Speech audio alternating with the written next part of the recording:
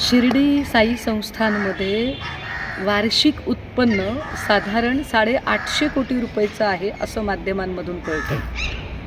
काल परवापर्यंत 10 रुपये कुपनवर मिळणारं जेवण हे देणगी वाढल्यामुळे मोफत झालं. याच्यामध्ये विखे पाटलांचा पोटशूळ उठण्याचं काहीच कारण नाही.